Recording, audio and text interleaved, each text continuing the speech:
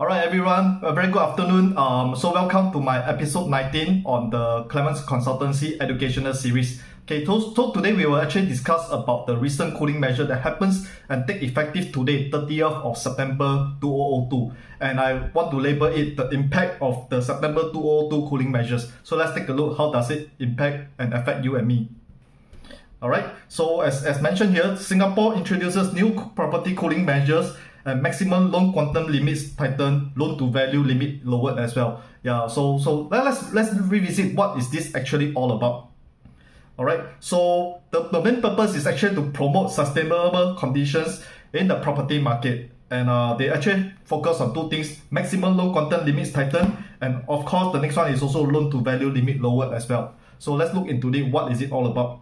Okay, so when loan to value limit lower, right, it's actually about prudent borrowing for financial institutions. So banks are financial institutions, all right? And second thing, they also focus on prudent borrowing for HDB loans as well. And most important is to moderate the demand in the resale market. Okay, so there's actually three of them. I'm going to discuss with you one by one, right? Yeah, so for prudent borrowing for financial institutions, right, initially residential loan TDSR calculation is based on 3.5%, all right, MSR and TDSR, right? So today, 30th of September, we will actually move up 0.5% to 4%. Okay, so take note here. Whereas for the non-residential property, it used to be 4.5%, and today it will move up to 5%. So technically, there's a 0.5% increase in the loan assessment for residential and non-residential property, which is namely 4% and 5% respectively. All right. So let's look at HDB as well. So HDB, we know that you calculate MSR is actually based on 2.6. So today we actually move up to 3%. Okay. Move out to 3%. So it doesn't mean that your interest rate goes up to 3%. It's just that we are using 3% to benchmark when you actually take up a HDB loan. Later, I'll just throw in a case example for everyone to understand further. Okay, and of course, the next thing, the loan to value, last time was actually 85%. It has also dropped by 5% to 80% as well. Okay. Yeah, so I actually did out the table.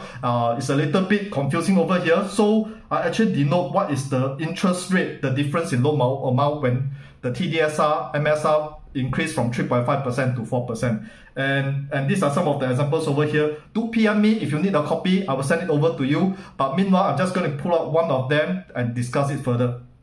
Okay, so I'm going to discuss over here what is the difference in loan amount when the TDSR is and when the loan ratio increases from 3.5 to 4%.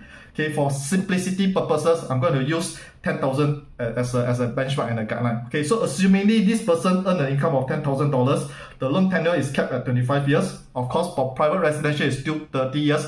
25 years is really just for illustration specific. Okay, the loan amount will actually drop from 599,252 to 568,357. That means there's a difference of 30,000 over here.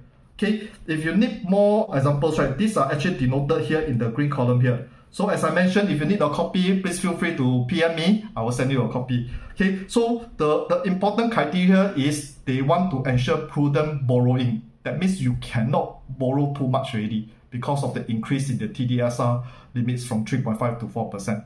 Okay, so the difference probably lies between 24,000 to 50,000, that kind of range. Okay, so using my example, if you are earning a salary between $8,000 to $16,000. Of course, the third one that comes in is to moderate the demand in the resale market. We understand that private downgraders, especially en blockers, who got good cash money, right, are the ones who are in a better position to pay COV, cash over valuation.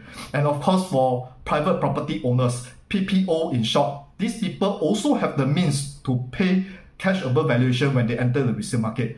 Thus, this actually creates a tension in the resale market where you see there's a lot of COVs and resale price index increases. So that is why government is putting in these two conditions, PPO and ex-private property owners. Today, they must wait out 15 months prior to granting an option to purchase for non-subsidized resale unit. Okay, so they have to wait 15 months before they can enter into a HDB market. And of course, the second thing, senior above 55 years old, okay, they actually say that downgrading to 4-room or smaller, right, they will not be affected by the wait up period. So on the contrary, if you are below 55 years old, you will be affected if you want to enter into the resale market. Okay, yeah, so but if you are above 55 years old and buying 4-room and lower, there's no restriction at all.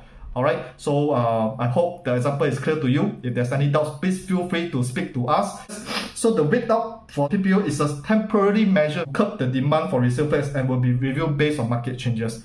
Alright, and as we know, HDB, they are ramping up supplies in the BTO markets, especially this year they are building 19,000 units, far-fetched from the usual 13 to 15,000 units per year.